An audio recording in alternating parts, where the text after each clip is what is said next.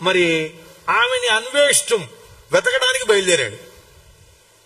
ఎవరు బయలుదేరారు అంటే ఇక్కడ హనుమంతుడు బయలుదేరాడు అన్నమాట ఎక్కడ చెప్పలేదండి. మీరు బాగా చూసుకోండి, శ్లోకం అందరికీ తెలుసు. ఈ శ్లోకం సుందరకాండ పారాయణ చేసే ప్రతి వాళ్ళకి మిగతా వస్తాయో రావో నాకు తెలియదు, కానీ ఈ శ్లోకం మాత్రం వస్తుందండి. ఎందుకంటే ప్రారంభం చేసి మళ్ళీ చివరిలో చదివి ఆపుతారు. తతో రావణ నీతాయాః సీతాయాః శత్రుకర్షణః యేష పదమన్వేష్టం. సీతాయాః పదమన్వేష్టం, సీతమ్మ యొక్క స్థానాన్ని తెలుసుకుంటానికి ఎక్కడ ఉందో ఆయన కోరుకున్నట్ట, వెతకాలని బయలుదేరుతున్నట్ట. ఎవరండి బయలుదేరుతున్నారు అంటే శత్రుకర్షణః అదండి. శత్రువుల్ని కృషింపజేసేవాడు హనుమంతుడు. నువ్వు సంహరించాల్సింది ఈయన కాదు. ఈయన చంపకూడదు రావణాసురుణ్ణి. ఎవరు చంపాలి? రాముడే చంపాలి. మరైతే ఏం చేయాలి ఈయన? శత్రుకర్షణః, ఆ శత్రువు యొక్క బలం ఏదైతే ఉందో దాన్ని మొత్తాన్ని, శారీరకంగా మానసికంగా ఉన్న సైనిక బలం ఏదైతే ఉందో దాన్ని మొత్తాన్ని కృషింపజేసి పారేస్తాడు. ఈయన వెళ్లకుండానే, అక్కడ ఏ యుద్ధం చేయకుండానే, ఈయన బలాన్ని ప్రదర్శించకుండానే, ఈయన పరాక్రమాన్ని చూపించకుండానే చెప్పేశాడండి. శత్రుకర్షణః, శత్రువుల్ని కృషింపజేసేటువంటి మహానుభావుడు హనుమంతుడు. ఈ ఏష నిశ్చయించుకున్నట్ట, ఆ మార్గంలో వెళ్ళాలి అని నిశ్చయించుకున్నాడు. ఏ మార్గంలో వెళ్ళాలి? గరుత్మంతుడు వెళ్ళినటువంటి మార్గంలో వెళ్ళాలి. ఏ మార్గంలో వెళ్ళాలి? సిద్ధులు, చారణులు, మహానుభావులు సంచరించే మార్గంలో వెళ్ళాలి. ఏ మార్గము శ్రేష్టమైనది అంటే ఉత్తములు నడయాడే మార్గమే మార్గం, అధములు నడయాడే మార్గం మనకి మార్గం కాదు, గ్రహించకూడదు. అక్కడ స్వామి తలకాయ ఇలా పైకెత్తాడండి. ఇంకా బయలుదేరలా, ఇలా చూస్తున్నట్టండి. అసలు ఆ రూపాన్ని చూడండి ఒకసారి. మహేంద్రగిరి పర్వతం, ఆ పర్వతం మీద మహేంద్రగిరి పర్వతం అంతా ఆ మహానుభావుడైనటువంటి ఆంజనేయ స్వామి యొక్క రూపం. అది కూడా హనుమ ఇలా తల పైకెత్తి నుంచున్నాడండి గంభీరంగా. చేతిలో గద ఇలాంటివి లేవు, హనుమంతుల వారికి గద లేదు. తర్వాత ఎక్కడన్నా ఉందేమో నాకు తెలియదు. శ్రీ రామాయణంలో మాత్రం గద ఎక్కడ లేదండి. నేను బాగా చెబుతున్నా, రామాయణంలో గద లేదు.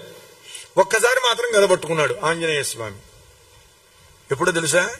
యుద్ధకాండలో ఎవడో రాక్షసుడు ఓ గద పట్టుకొచ్చాడు హనుమంతుడిని కొట్టడానికి. వాడి చేతిలో గదలు లాక్కొని గిరగిర తిప్పి ఆ గదతో వాడి మాడు మీద కొట్టాడు. వాడు తలపై గెలిచి వచ్చాడు. అప్పుడు పట్టుకున్నాడు గద. అంతవరకు ఆయన గద ఉందనుకోండి, ఆయన పరాక్రమానికి అవమానం అది. ఏమయ్యా హనుమా, నీకేమిటి ఆయుధాలు అంటాడు. చేతులే ఆయుధాలు, గోళ్లే ఆయుధాలు, కోరలే ఆయుధాలు, పాదాలే ఆయుధాలు, నా గర్జనే ఆయుధం, నా తోకే ఆయుధం. ఆయనకి ఆయుధం కావాలా? అందువల్ల ఈయన మెడ పైకి ఇలా తలకాయ పైకెత్తి మెడ చాచి చూస్తున్నట్టండి హనుమంతుడు. ఏం చేద్దామని చూస్తున్నాడు. దుష్కరం నిష్ప్రతిద్వంద్వం చికీర్షన్ కర్మవానరః సముదగ్రశిరోగ్రీవో గవాంపతిరివా బభూ. ఎవ్వళ్ళు చేయలేని పని.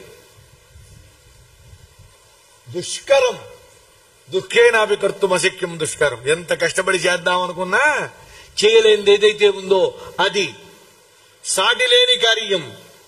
దాన్ని సాధించడానికి సిద్ధపడుతున్నాడు హనుమంతుడు. తన మెడను, తన శిరస్సును ఏం చేశాడు? ఇలా నిలిపాడండి. స్ట్రైట్ గా ఉండాలి. ఇప్పుడు మీరు చూడండి గమ్మత్తు, వరగబడి కూర్చోవద్దు అని చెబుతారు డాక్టర్లు.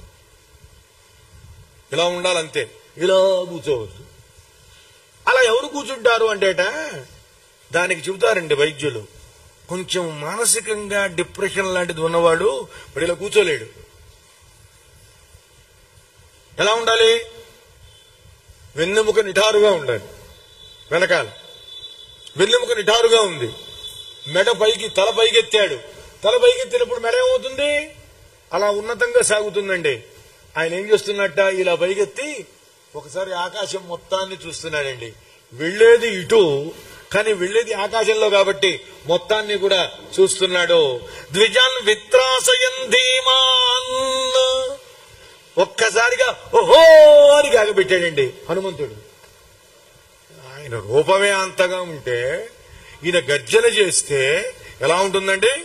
ఆ చెట్ల మీద పక్షులున్నాయే గడగడగడగడ ఉడికిపోయినాయండి. వాడికి అర్థం కాలా, ఏం జరుగుతుందో తెలియటల్లా, చెట్లన్నీ ఊగిపోతున్నాయి. ఉరసా పాదపాంహరం కదులుతున్నాడు, అటు ఇటు ఊగుతూ ఉంటే ఆయన రొమ్ము తగిలి వక్షస్థలం చెట్లన్నీ పగిలిపోతున్నాయి, విరిగిపోతున్నాయి, పడిపోతున్నాయండి. ఆ పైన చాలా జంతువులు ఉన్నాయండి. మహేంద్రగిరి పర్వతం పైన చాలా జంతువులు ఉన్నాయి. మృగాంశస్సు బహూన్ నిఘ్నన్. ఈయన యొక్క ప్రతాపానికి, ఈయన యొక్క ఆ చర్యకి, ఈయనకి వేసిన కేకలకి చాలా జంతువులు చచ్చిపడి ఉన్నాయండి. ప్రవృద్ధ ఇవ కేసరీ సింహంలాగా విజృంభించట్ల హనుమంతుల వారండి. ఆ పర్వతం మీద అనేక వందల వేల ఏనుగులున్నాయి, మదపుటి ఏనుగులు. ఈయనేమో అంత ఎత్తునున్నాడు. ఎలా ఉన్నాడు అంటే ఎంత అద్భుతమైన మాటో. తిష్టం కపివనస్తత్ర హ్రదేనాగ ఇవా బభౌ. ఒక హ్రదంలో, ఒక సరస్సులో, ఒక మడుగులో అంతవరకు విచ్చలవిడిగా స్వేచ్ఛగా సంచరించినటువంటి మదగజం తన పనిని పూర్తి చేసుకుని ఒక్కసారి లేచి నిలబడితే ఎంత గంభీరంగా గొప్పగా ఉంటుందో అంత గొప్ప గంభీరంగా ఉన్నాడు మహానుభావుడైనటువంటి హనుమంతుల వారు. ఇక ఈయన మొదలు పెట్టాడండి. ఇంకా వెళ్ళలేదండి. ఆయన అక్కడే ఉన్నాడు. కాసేపు ఎక్సర్సైజ్ చేశాడు, కాసేపు చూసుకున్నాడు వాయిస్ అది. ఈయన చూసుకోవడం కాదు కానీ చాలా పక్షులు పోయినాయి, జంతువులు పోయినాయి. ఇక నమస్కారం మొదలు పెట్టాడండి. ససూర్యాయ మహేంద్రాయ పవనాయ స్వయంభువే భూతేభ్యశ్చ అంజలిం కృత్వా చకార గమనే మతిం. ఎలా వెళ్లాలో కోరుకున్నాడు. ఇప్పుడు బయలుదేరడానికి బుద్ధి నుంచాడు. ఇంక స్టార్ట్, బయలుదేరాలంతే.